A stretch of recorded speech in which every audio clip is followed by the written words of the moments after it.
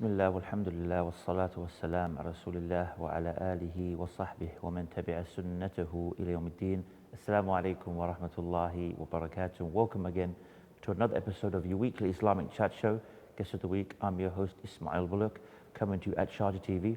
And today, inshallah, we're going to discuss 4 points that can help build or are essential for good character. To do that with me is a guest we haven't had for quite some time, Ustad Muhammed. Assalamu alaikum. Wa alaikum assalam wa rahmatullahi wa barakatuh. Welcome back. It's a pleasure to be back. Barakallahu feek. So yeah, we want to discuss it. You said you came across some very interesting quotes of Ibn al-Qayyim, so we're really going to expand on that in this episode, inshallah. Yeah, so Ibn al-Qayyim rahimahullah ta'ala, he says that the source of all good manners comes back to 4 pillars. And these 4 pillars, he says, لا يتصور قيام ساقه إلا عليها. You can't imagine good manners stands up on anything other than 4 characteristics. And you know, Islam came to build our character, right? We know the Prophet sallallahu alaihi wasallam said, إنما بعثت لأتمم مكارم الأخلاق.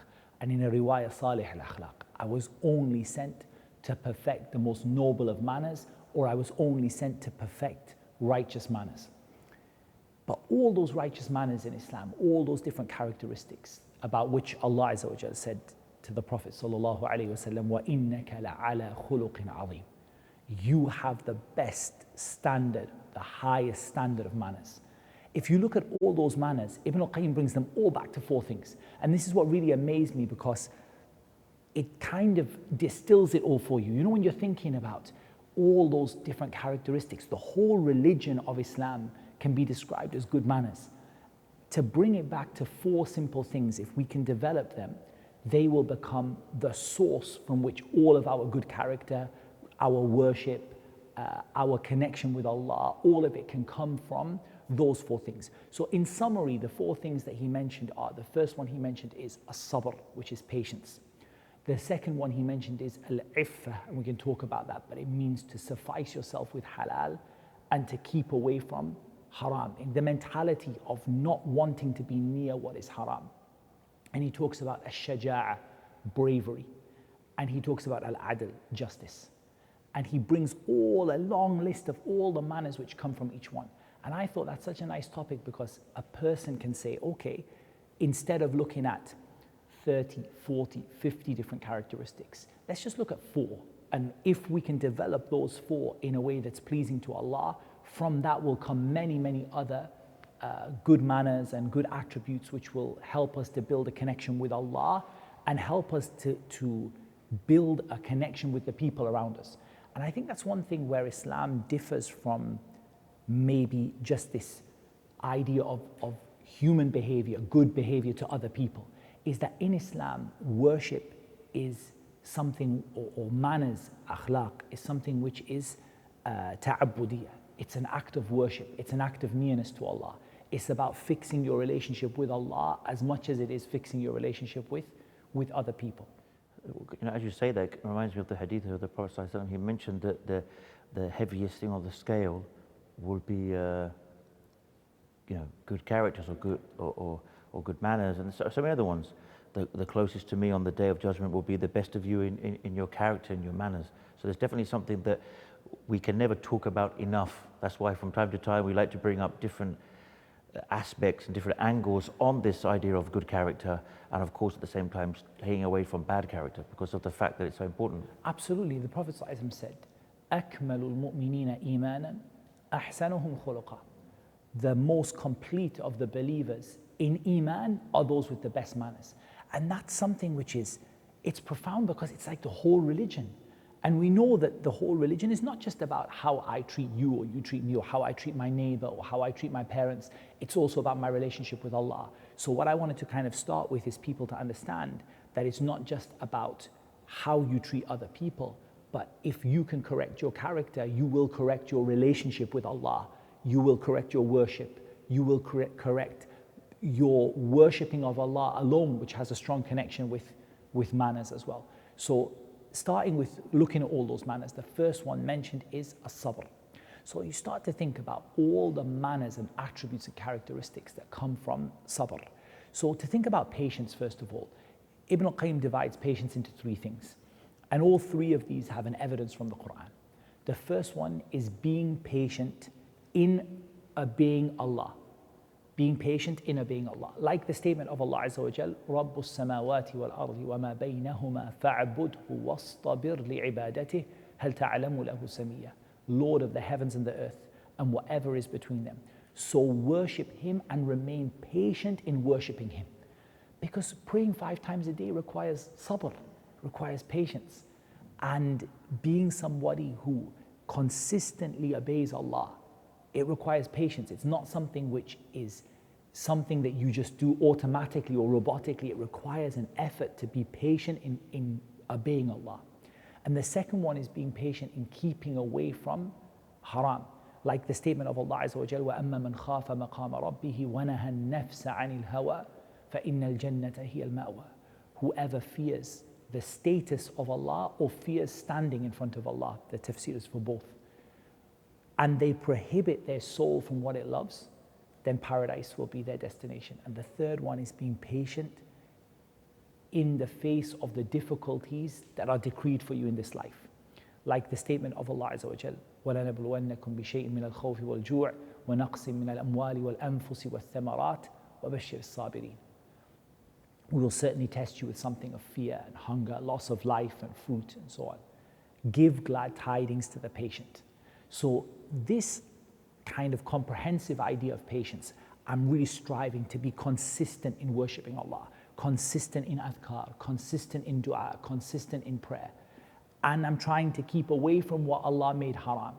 And I'm trying to be patient in that, not just keep away from it 1 day or 2 days or some days in the week, but to keep away from it all the time. And I'm trying to be patient as a result of what Allah decrees for me. That leads to certain aspects in a person's character. For example, it leads to a person being able to handle what sometimes the scholars, they call it al-ihtimal, and being able to handle hardship. How many people are there who, when they go through tough times, it's almost like they can't manage it. The religion gets compromised. They start to despair. They lose hope in Allah. They stop their connection with Allah because they don't have the ability to handle hard times. There's a benefit in that, actually, if you think about why it is that Allah tests the people of Iman with hardship more than He tests those with less Iman. And that's simply because of their increased ability to be able to manage that hardship in a way that is pleasing to Allah. Otherwise, there are some believers that if Allah put excessive hardship upon them, they might leave the religion of Islam because they don't have the ability to manage that hardship. So this is one attribute, which is the ability to handle difficulty and hardships and the ability to put up with trials and tribulations. That comes from sabr. If you're talking about relationships with other people, what about forgiveness and al-hilm, not taking revenge on people and not holding a grudge against people, just letting things go, al-afu, tasamuh, like sort of just being somebody who forgives other people and somebody who is tolerant when other people are oppress them or when other people are bad towards them. That all also comes from sabr. I was going to say, that requires not only it requires a lot of sabr if you think about it, and it requires a lot of sabr. It requires a lot of, I guess you could say, the opposite of having arrogance, because it's not easy sometimes, especially if you've been wronged, to be patient first of all, and then to, like you said, to end up being the one who's tolerant and forgiving. So it's not an easy task. Absolutely, especially when you think about hilm, this idea that a person who is able to take revenge, who's able to, lash out at somebody verbally, physically, and that person doesn't do it. And they say, for Allah, I'm gonna keep my anger inside. وَالْكَاظِمِينَ الْغَيْظَ وَالْعَافِينَ عَنِ النَّاسِ. The people who conceal their anger and the people who they forgive other people. And Allah Azza wa Jalla said, وَلْيَعْفُوا وَلْيَصْفَحُوا أَلَا تُحِبُّونَ أَن يَغْفِرَ اللَّهُ لَكُمْ. Forgive and overlook. Don't you want Allah to forgive you? But that itself requires sabr. The way people deal with you requires sabr. You don't always get people treat you with the best of manners. And there's something in manners that I think is really important, which is that we stop having this idea of mukafa'ah, this idea that if someone is good to me, I will be good to them. Or I will be good to someone as long as that person is good to me, or in return for that person being good to me. Whereas if we look at the concept of manners in Islam, we see that manners is something just by which you get near to Allah. And so we see things like the statement of Allah, إِنَّمَا نُطْعِمُكُمْ لِوَجْهِ اللَّهِ لَا نُرِيدُ مِنْكُمْ جَزَاءً وَلَا شُكُورًا. We only feed you for the sake of Allah. We don't want any reward or any thanks. And this idea that you have to be always waiting for somebody to be good to you so you can be good to them. But really your good character shows in the way you treat people who are not good to you. People who are a bit rude to you, people who are not very kind, not very considerate, and you continue to have sabr with them, like the Prophet ﷺ had patience with people. You saw the Bedouins used to come and they used to grab him by the scruff of the neck and say, Ya Muhammed, give me. There are some narrations where the Ansar asked the Prophet ﷺ for what he had, and he gave them. And they came again and they said, we need more, and he gave them. And they came again and they said, we gave them, until he said, I don't have any single thing left. And I'm not concealing, there's no iddikhar, I'm not keeping any single thing back for myself, whatever I can give you.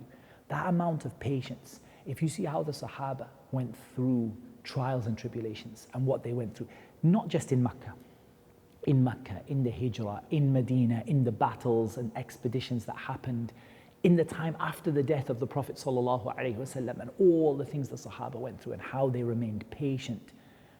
And not just patient, how they remained patient and how they remained upon the high standard of character and how they remained worshipping Allah even in the toughest of situations. I came across a narration of Ali ibn Abi Talib where he mentions what happened to Fatima radiallahu anha when her hands became blistered because she was working so hard in the house. And they heard that there were some prisoners of war that had been taken by the Prophet sallallahu alaihi wasallam. So she went to ask if she could have a servant. And the Prophet ﷺ taught her the tasbih to say at the night time instead. Say Subhanallah 33 times, and to say Alhamdulillah 33 times, and to say Allahu Akbar 34 times. And that this is better than having a servant. Ali radiallahu anhu, he says, from the moment I heard that from the Prophet ﷺ, I never left it. Someone asked him a question. They said, Wala laylat sifin? Not even in Siffin, when you were in the worst situation that you could imagine, and the Muslims were killing each other, and the situation was the biggest fitna, or from among the biggest of the fitna that had happened to the Muslims, trials and tribulations and civil war. Ali said, even on the night of that battle, I remembered Allah 33 times. I said Subhanallah, and 33 times I said Alhamdulillah, and 34 times I said Allahu Akbar. And you hear this from the Sahaba radiallahu anhum, their patience in worshipping Allah.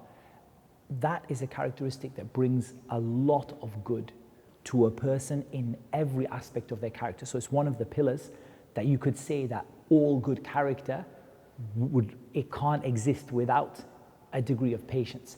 Even the idea of developing your character. We know the famous hadith, إنما العلم بالتعلم وإنما الحلم بالتحلم. And the statement of the Prophet sallallahu alaihi wasallam, وَمَنْ يَتَصَبَّرْ يُصَبِّرْهُ اللَّهُ. So he said that knowledge comes from learning, and he said that forbearance comes from practicing it. And he said that the one who tries to be patient, Allah will make him patient. So even the idea of developing it, right? Just going to ask you to be patient now. For sure, inshallah, we go for a break. We will be patient, inshallah ta'ala. Inshallah, join us after this break.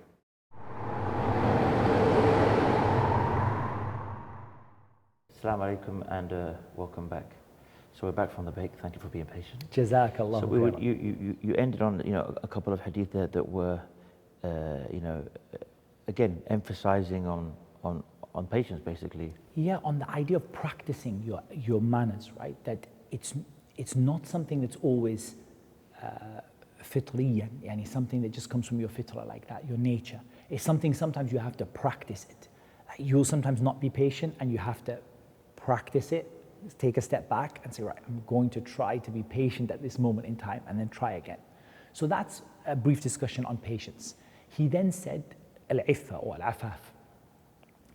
And a lot of people think about al-afaf as being keeping away from zina, right? That's often how it's, chastity, right?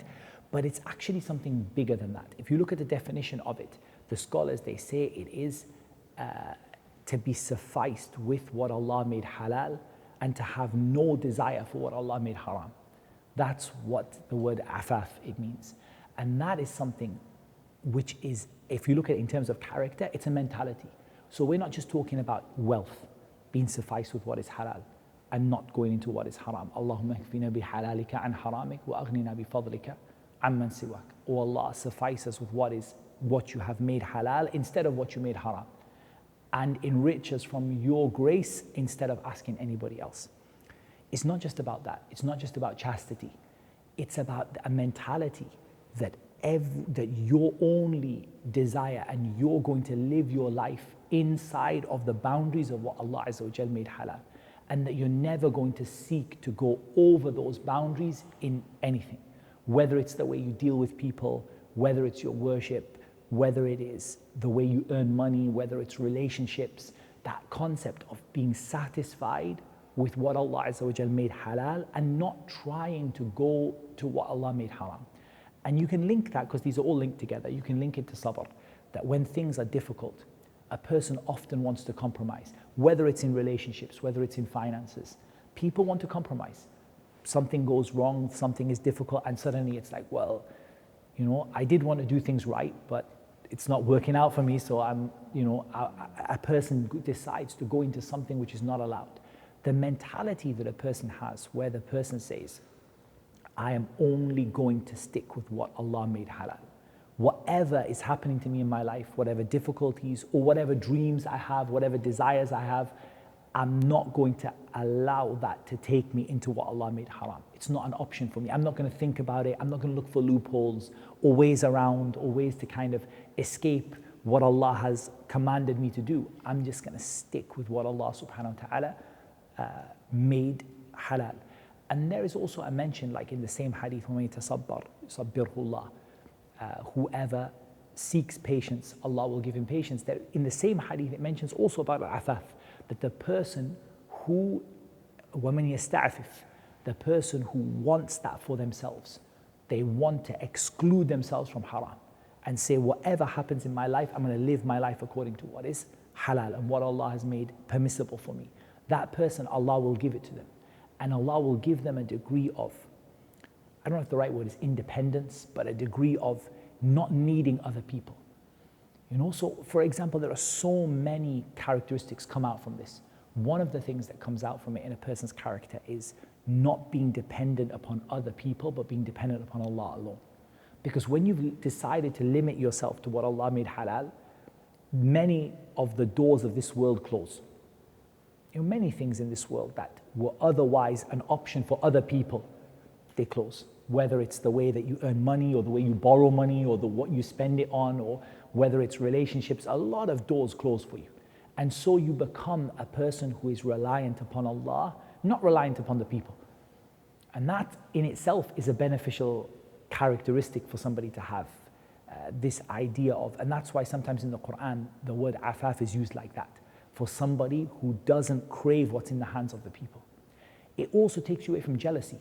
Because if you think about it, jealousy and desiring, things like al-hasad, hiqd, like hatred of other people, animosity towards other people, jealousy towards other people, ill feeling towards people, it often comes from not being satisfied with what you have and wanting what somebody else has, right?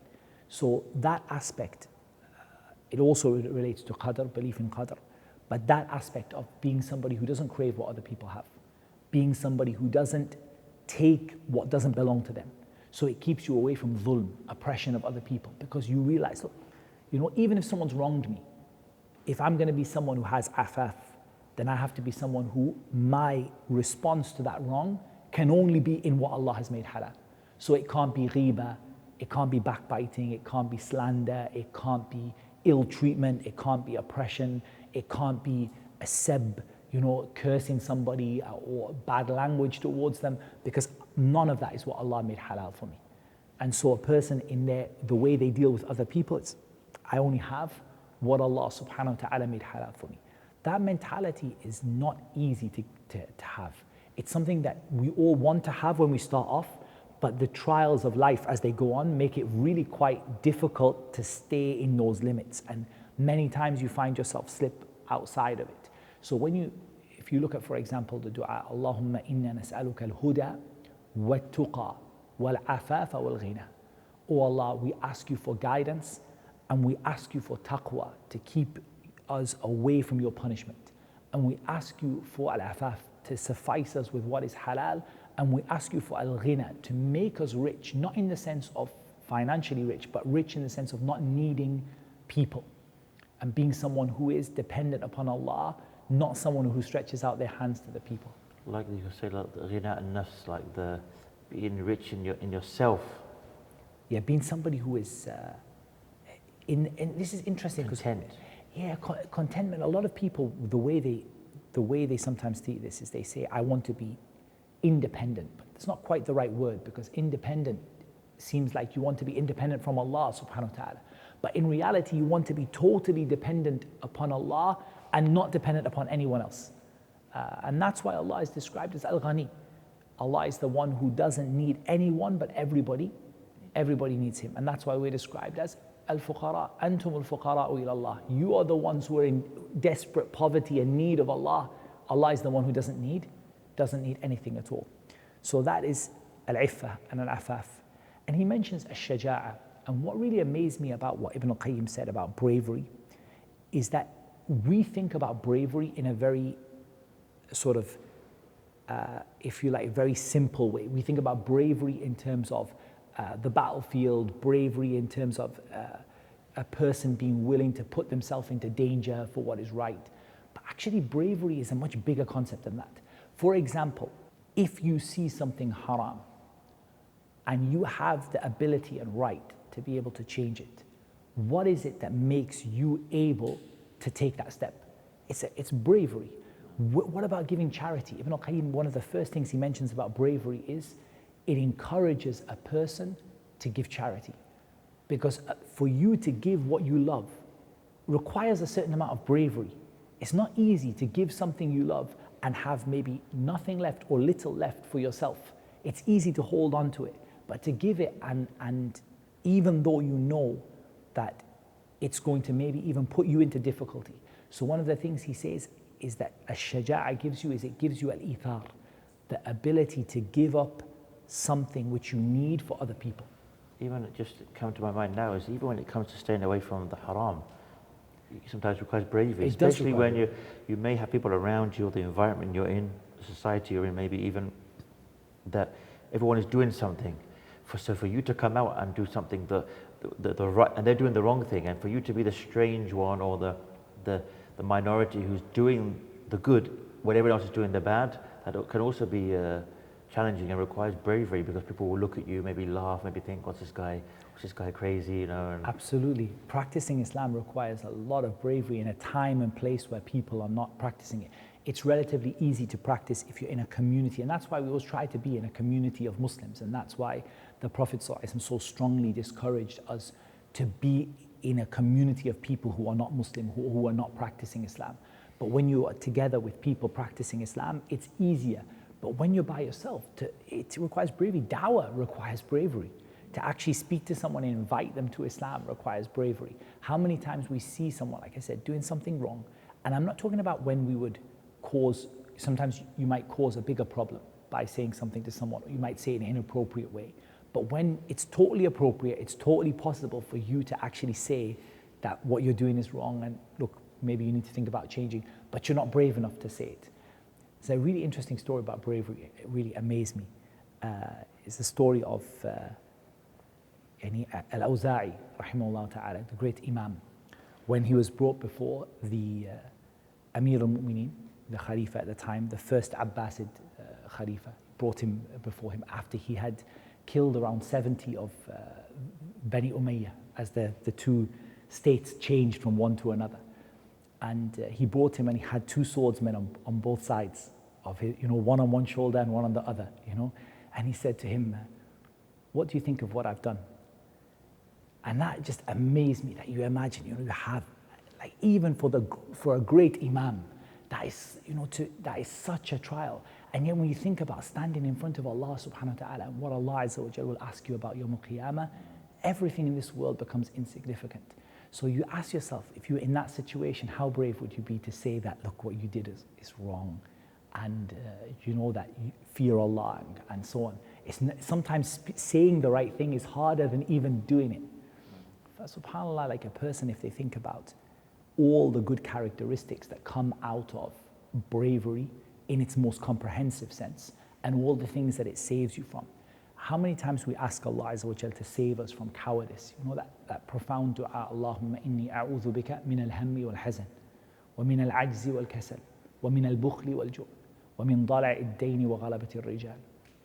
Oh Allah, I seek your refuge from al-ham wal-hazan, from anxiety and worrying about something that's going to happen in the future, and al-hazan, depressed and sad over what's happened to me in the past. And I seek your refuge from inability and laziness. And I seek your refuge from stinginess and cowardice. A person's stinginess comes from cowardice in the first place.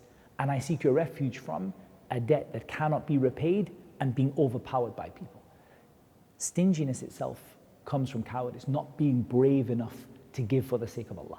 And if you look at how the Ansar, for example, were when the Muhajirin came to Medina, and when one of them would say, take half of my wealth, and you know, the person would give everything that they had. وَيُؤْثِرُونَ عَلَى أَنفُسِهِمْ وَلَوْ كَانَ بِهِمْ خَصَاصَةٌ. They would give whatever they had, and they would put themselves into difficulty in order to give. And that itself comes from a degree of bravery. And the last one that he mentions al-adl, justice. And justice, again, it takes it from a very broad understanding. Not just justice in terms of not oppressing people, that's obviously إِنَّ اللَّهَ يَأْمُرُ بِالْعَدْلِ وَالْإِحْسَانِ وَإِيتَاءِ ذِي الْقُرْبَى. Allah commands you to be just, and Allah commands you to strive for excellence, and Allah commands you to give to your relatives. That's one of the fundamental things Allah commands you. وَلَا يَجْرِمَنَّكُمْ شَنَآنُ قَوْمٍ أَلَا أَنْ لَا تَعْدِلُوا اعْدِلُوا هُوَ أَقْرَبُ لِلتَّقْوَى. Don't let the hatred of a people prevent you from justice. Be just. That is closer to taqwa. But justice, if you see it as the opposite of dhulm, and if oppression is وَضْعُ الشَّيْء فِي غَيْرِ مَوْضِعِهِ, putting something in the wrong place, all of your manners come back to justice then. Because between every good aspect of someone's character, there are extremes, right? And Islam always prevents extremes. وَكَذَلِكَ جَعَلْنَاكُمْ أُمَّةً وَسَطًا. We made you a middle ummah. Some of the scholars, when they came to this tafsir and they said wasata, they said the meaning of wasata is adla. I'm just going to hold you on that point because it's time for a break. Join us inshallah after this short break.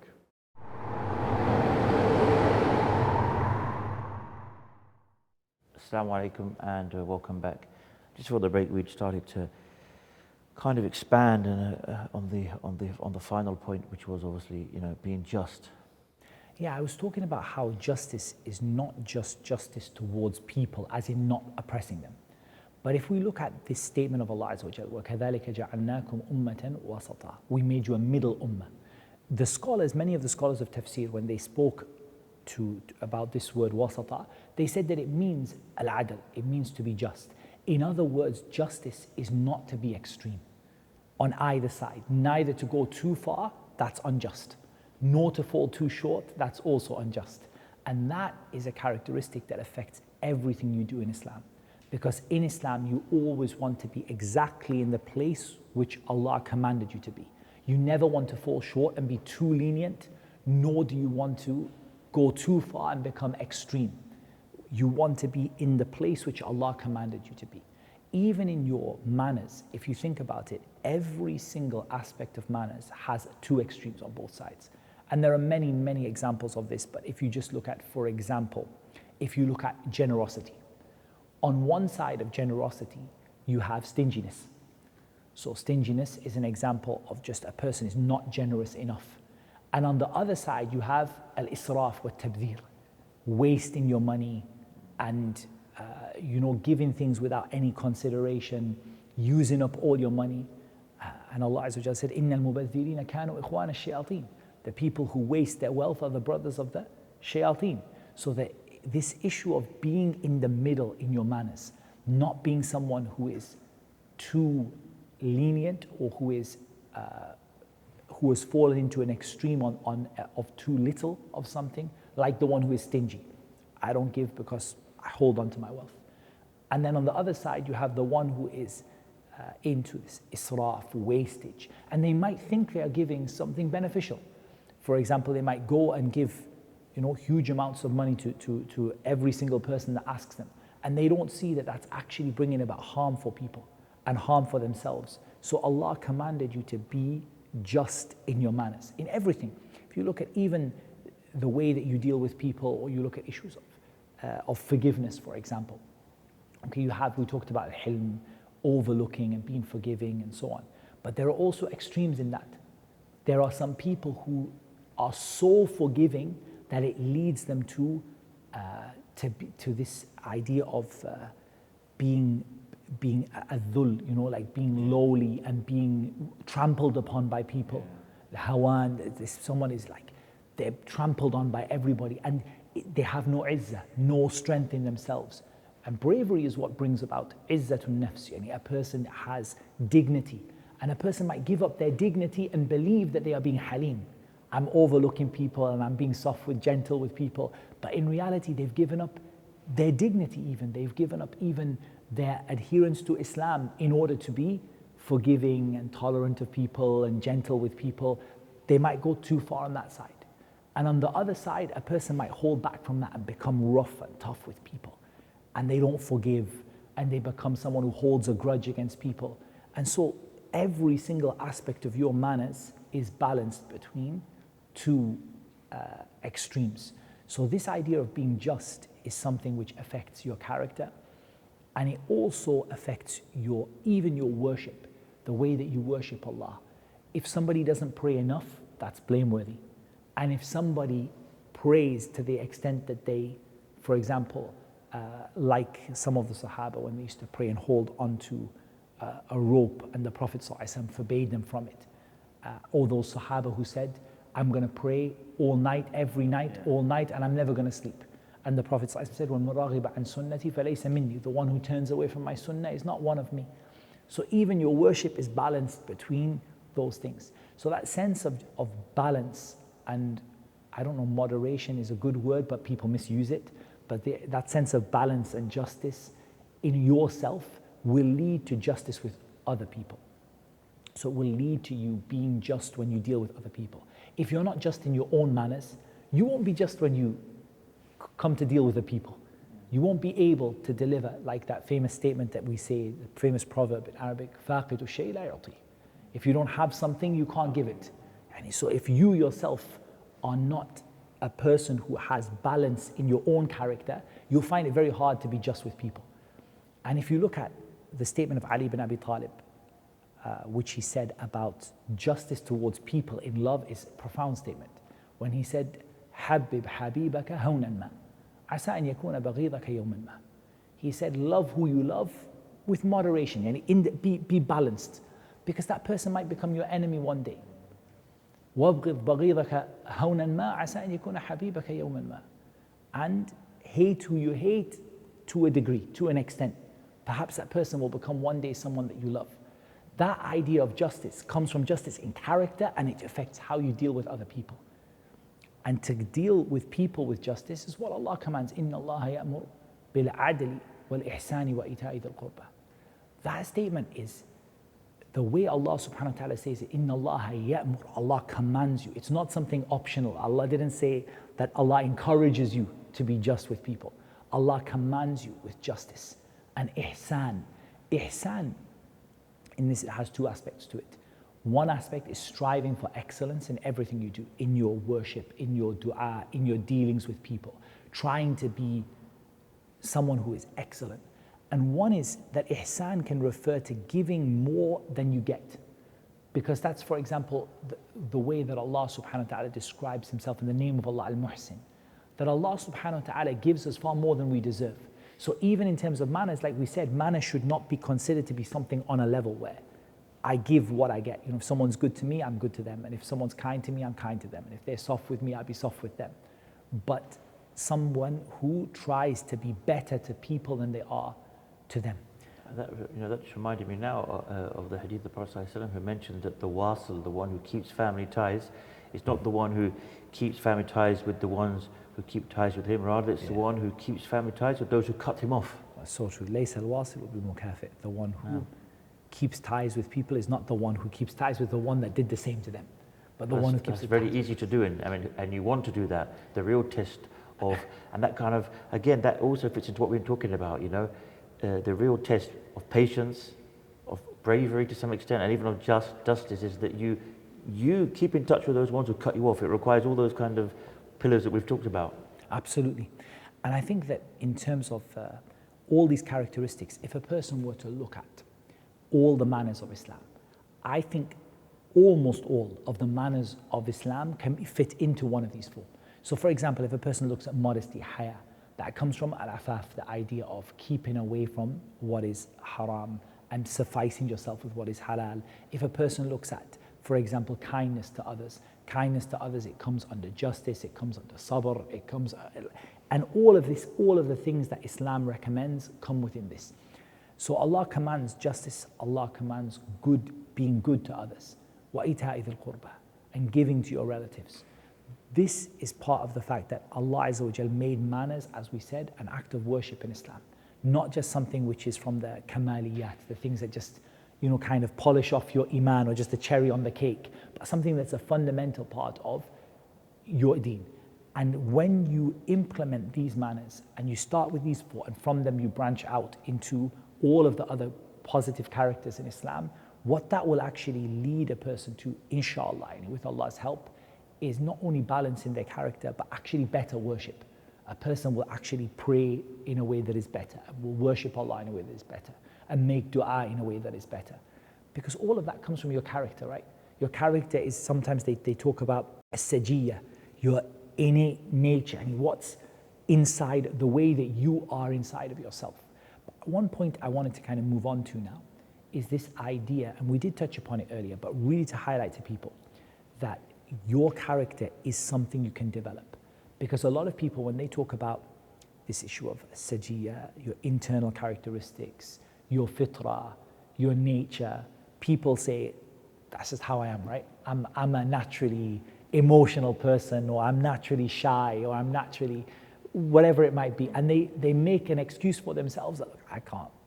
But if we look at the ahadith we mentioned about sabr, about al-afaf, about al-hilm, all of them the Prophet ﷺ indicated that you can learn them. So yes, a person does have some characteristics in themselves which make them inclined to one thing or another. Some people are angry people and it's hard for them to work on controlling the anger, and some people are naturally find it easy to give to other people, and some people naturally are not so generous. But you can develop your character. You can actually work and strive to be better in character than you were. That is something people have to recognize, because until you recognize that, you'll always make excuses and you'll say, look, I'm just that person. And that's what we hear people when you say to somebody, لا تغضب, don't get angry. They say, look, I'm an angry person, I see red. You can train yourself not to see red. And you can train yourself to have sabr, and you can train yourself to focus on what is halal instead of haram. You can train yourself to be somebody who is brave. You can train yourself to be someone who is just, by learning Islam, implementing it, trusting in Allah, making dua and asking Allah. Almost all of these, in fact all of these characteristics, all of them come in dua or adhkar, asking Allah for them. Asking Allah for al-huda wal-tuqa wal-afaf wal-ghina. Oh Allah, give us guidance and give us taqwa and give us al-afaf, give us this idea of sufficing us with what is halal, and make us people who don't need anyone except you. All of them come asking Allah to make you someone who is balanced, asking Allah subhanahu wa ta'ala to make you, to keep you away from cowardice, asking Allah subhanahu wa ta'ala to give you generosity, asking Allah. All of these adhkar are there asking Allah, because if Allah doesn't correct our character, we wouldn't be able to correct it ourselves. And that's why we have that famous dua when we ask Allah Azza wa Jal for Allahumma hdini li ahsani al-akhlaq la yahdi li ahsaniha illa ant وَاصْرِفْ عَنِّي سَيِّئَهَا لَا يَصْرِفُ عَنِّي سَيِّئَهَا إِلَّا أَنْتَ. Oh Allah, guide me to the best of manners. Nobody guides to the best of manners except you. And keep me away from the worst of manners, and nobody can keep me away from the worst of manners except you. But if Allah doesn't keep you away from those bad habits and bad manners, and if Allah doesn't guide you towards good character and good manners, you wouldn't be able to achieve it by yourself. And you will go back to that nature which Allah Azza wa Jal described, إِنَّهُ كَانَ ظَلُومًا جَهُولًا. Mankind was extremely oppressive and extremely ignorant. And that shows you that is the nature of a person if they don't achieve tazkiyatun nafs through Islam. If Allah Azza wa Jalla doesn't purify their soul and purify their heart and correct their akhlaq and correct their nature and their manners, they're going to be in that state of ignorance and oppression and behave like someone in a state of ignorance and oppression in the way that they deal with other people. The statement of the Prophet ﷺ that he said to Mu'adh, and it's a nice statement to finish, when he said, اتق الله حيثما كنت وأتبع السيئة الحسنة تمحوها وخالق الناس بخلق حسن. This statement of the Prophet ﷺ, it brings the whole religion together. When he said, have taqwa of Allah wherever you are, and keep yourself away from haram, and do what Allah has commanded everywhere, wherever you are in the world. And this is the foundation of good manners. And whenever you do something wrong, follow it up with something good. Whether it's in your worship, whether it's in your manners, if you fall short with other people, or if you feel your manners with someone who's poor, follow it up with something good. Follow up stinginess with generosity and anger with kindness. وَخَالِقِ النَّاسَ بِخُلُقٍ حَسَنٍ. And treat people with the best of character and the best of manners. Great point to end on. And may Allah reward you for coming on, and for all the viewers for watching. And very important pillars here to take away, and for ourselves and for yourselves to implement, inshallah, into our lives. Until the next time, inshallah, I leave you as always with the greetings of Islam, the greetings of peace. Wassalamu alaikum wa rahmatullahi wa barakatuh.